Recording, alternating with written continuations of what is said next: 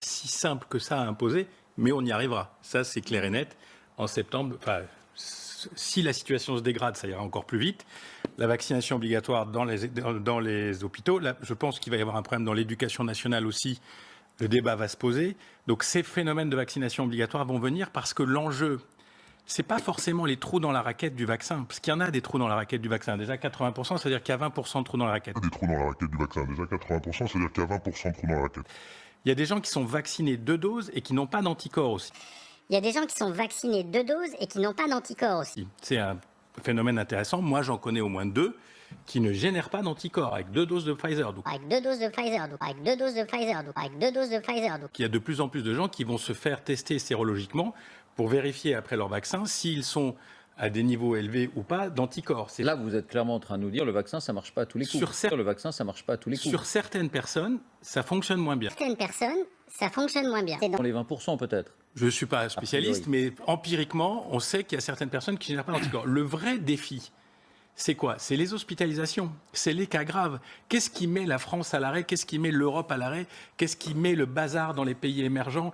C'est que les hôpitaux sont saturés, que les gens meurent parce qu'il n'y a pas d'oxygène. Que les gens meurent parce qu'il n'y a pas d'oxygène. Parce que la machine explose.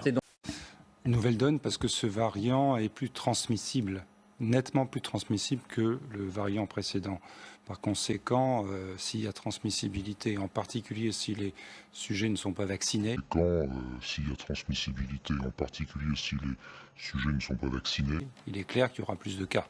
Alors c'est peut-être ce qui se passe en Asie, parce qu'on sait que la vaccination n'est pas optimale, c'est le moins qu'on puisse dire.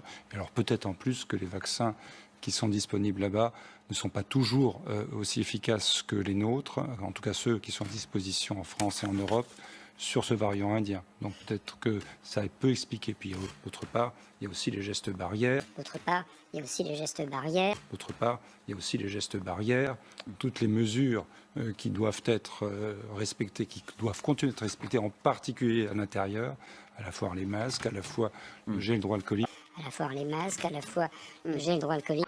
À la fois les masques, à la fois le gel hydroalcoolique. Normalement, on dit que les pays asiatiques, ils sont rompus à l'exercice et que chez eux, c'est respecté. Mais alors, on parle, quand vous dites pays asiatiques, vous oui, faites allusion à la Corée, le Japon.